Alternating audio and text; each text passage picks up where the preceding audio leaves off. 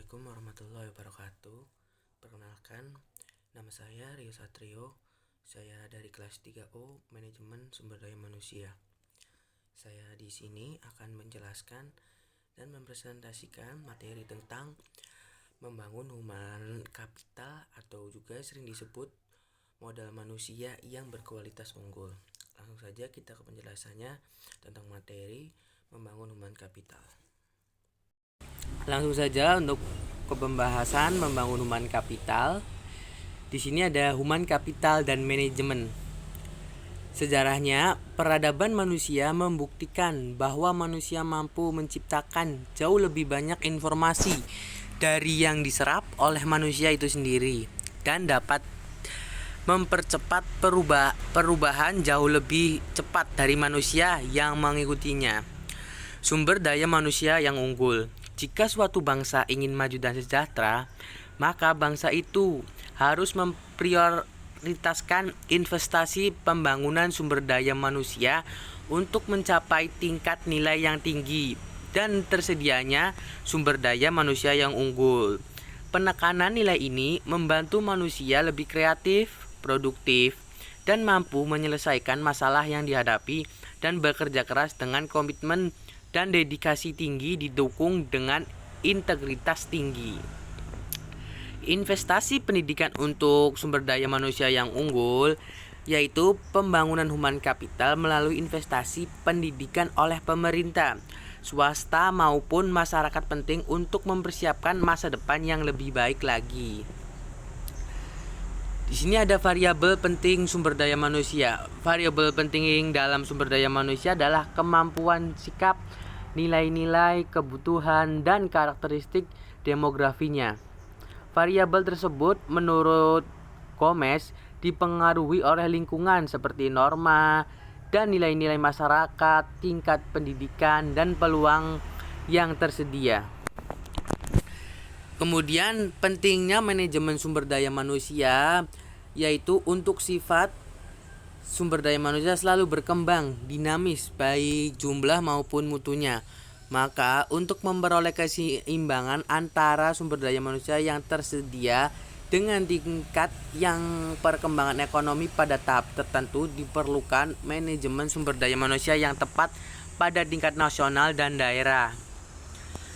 Kebutuhan sumber daya manusia di Indonesia dari pandangan di atas ditegaskan sumber daya manusia yang diperlukan Indonesia adalah orang yang cakap, dapat dipercaya, memiliki motivasi yang tinggi, memiliki kemampuan dan kecakapan, kemudian menciptakan iklim hubungan yang produktif dan mengembangkan iklim kerjasama tim yang solid. Human capital dan manajemen sumber daya manusia dikenal juga sebagai manajemen talenta, yaitu suatu sumber daya manusia yang terkait dengan proses pengembangan sumber daya manusia dan memperkuat kedudukannya dalam suatu lembaga, memelihara mengembangkan SDM dan menarik sebanyak mungkin SDM yang memiliki kompetensi, komitmen, dan karakter agar organisasi menjadi lebih berkualitas. Dalam human capital, MSDM adalah penggunaan dan pengaplikasian fungsi-fungsi manajemen yang memfokuskan perhatiannya pada pengelolaan dan pengaturan peranan SDM dalam suatu organisasi. Human capital dan investasi pembangunan sumber daya manusia, di sini adanya standar kualitas produktivitas memenuhi standar apabila sumber daya manusia mendapatkan pengalaman belajar dan latihan yang cukup untuk penguasaan ilmu pengetahuan dan keterampilan sesuai bidang peminatnya. Kemudian di sini ada investasi sumber daya manusia. Investasi dalam bentuk menyediakan fasilitas pendidikan, menyediakan tenaga pendidik dan kependidikan yang berkualitas akan menjamin sumber daya manusia yang unggul, andal, dan berkarakter. Kemudian ada penempatan SDM. Penempatan orang yang berprestasi dan bereputasi akan memberikan jaminan bahwa pembangunan human capital dalam organisasi pendidikan dapat memenuhi target sumber daya manusia yang diharapkan.